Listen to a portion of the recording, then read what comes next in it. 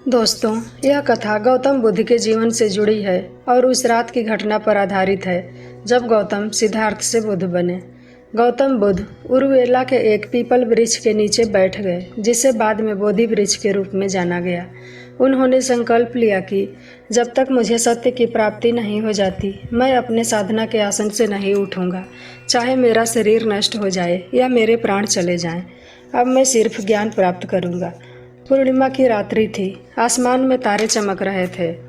प्रकृति मौन थी और सारी सृष्टि की नज़र एक साधक पर टिकी हुई थी।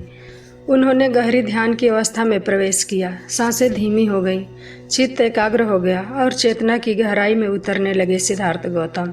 पर जैसे जैसे भीतर का प्रकाश गहरा होता गया, बाहर का अंधकार भी तेज हो गया। क्योंकि जब भी कोई मुक्त पुरुष सत्य के मार्ग पर चलता है, तब माया की शक्तियाँ उसे रोकने के लिए अपना संपूर्ण बल लगाती हैं। और फिर प्रकट हुआ इच्छाओं और भय का स्वामी मार्ग। हवाएं तेज हो गई, आकाश में काले बादल छा गए, बिजलियां चमकने लगी और धरती कांपने लगी। यह कोई साधारण रात नहीं थी। मार कोई रूप नहीं था, वह सभी मानसिक विकारों का प्रतीक था।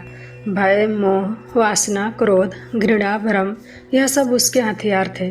उसकी आंखें ज्वाला के समान दहक रही थीं, जो किसी की भी चेतना को नष्ट कर दे। उसकी मुस्कान में छल था, जो किसी के भी चित्त को भ्रमित कर दे।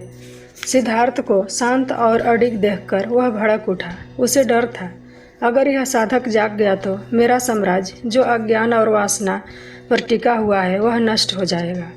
और तभी शुरू हुआ मानव अंतर्मन का सबसे गहरा युद्ध। मार का पहला प्रलोभन काम, सुख और लालच का जाल था। सबसे पहले मार ने अपनी मोहक शक्ति का प्रयोग किया। कामना, इच्छा और वासना, अपनी इन 3 पुत्रियों को मार ने बुद्ध के पास भेजा। वे तीनों अप्सराएं थीं। उनकी सुंदरता और मधुरता से कोई भी मोहित हो सकता था और उनके हाव भाव इतने मोहक थे जो किसी भी साधक को पथभ्रष्ट कर दे। कामना अपने नृत्य से सिद्धार्थ को लुभाते हुए बोली, हे साधक, मैं कामना हूँ, मेरे स्पर्श में जीवन है, मुझसे प्रेम करो। वासना सिद्धार्थ को अपने हाव भाव से लुभाते हुए बोली, हे साधक, मैं वासना हूँ, मेरे फल में वो अनुभव है जिसके लिए मनुष्य तरसता है। और इच्छा सिद्धार्थ को मोहित करते हुए बोली, मैं इच्छा हूँ, जीवन के समस्त सुखों का रस है मेरी मदिरा में, इसे चखो। पर सिद्धार्थ शांत और अडिग थे। उनकी आंखें बंद थीं। इन प्रलोभनों से उनके हृदय में कोई हलचल नहीं हुई। वे मन ही मन बोले, ये सुख क्षणिक है, ये इच्छाएं सिर्फ दुख को जन्म देती हैं। मैं उस सत्य की खोज में हूँ जो अनंत है। उनकी दृढ़ता को देखकर मार की पुत्रियां हताश होकर लौट गईं। मार बहुत क्रोधित हुआ। उसकी पहली चाल विफल हो गई थी। अब उसने दूसरी चाल चली। इस बार उसने भयावह रूप धारण किया। मार की दूसरी चाल भय, आतंक और भ्रम की सेना थी। आकाश में काले बादल घुमड़ने लगे, बिजलियां चमकने लगी और धरती थरथराने लगी। चारों तरफ अंधकार छा गया। मार ने अपनी राक्षसी सेना भेजी। उनके चेहरे विकृत थे, हथियार चमक रहे थे, कुछ अपने मुंह से आग उगलते हुए, कुछ गरजते हुए, कुछ हवा में तलवारें लहराते हुए सिद्धार्थ के नज़दीक आ रहे थे। वे सिद्धार्थ गौतम के चारों तरफ मंडराने लगे। भयानक डर का माहौल बन गया, पर सिद्धार्थ गौतम शांत रहे। मार गरजते हुए बोला, तू कौन है जो मेरे विरुद्ध खड़ा है? छोड़ दे यह ध्यान करना, वरना नष्ट कर दूंगा। और तभी सिद्धार्थ गौतम ने अपनी आंखें खोली। वे शांत स्वर में बोले, मार, तू भय का स्वामी हो सकता है, पर अब मैं भय के पार जा चुका हूँ। ये राक्षस, ये तूफान सब मेरे मन की माया है, मैं इनसे नहीं डरता। बुद्ध की शांति को देखकर मार की सेना तितर बितर हो गई। तूफान शांत हो गया और आकाश फिर से साफ हो गया। मार फिर हार गया। मार की अंतिम चाल संदेह और अहंकार थी। अब वह जान चुका था, न वासना काम आई, न भय। अब उसने अपना अंतिम अस्त्र निकाला, अहंकार और संदेह। मार अब एक ज्ञानी के रूप में सामने आया। वह अब न राक्षस था, न मोह की स्त्री। वह खुद को एक तर्कशील पंडित के रूप में प्रस्तुत करता है। वह बोला, हे सिद्धार्थ, तू कौन है? क्या तू इस ज्ञान का अधिकारी है? तू एक राजकुमार है। क्या तूने वास्तव में वह तप किया है जो बुद्धत्व का अधिकारी बनाता है? क्या यह स्थान, यह ज्ञान तेरे जैसे साधारण मानव के लिए है? यह मार का सबसे गहरा वार था।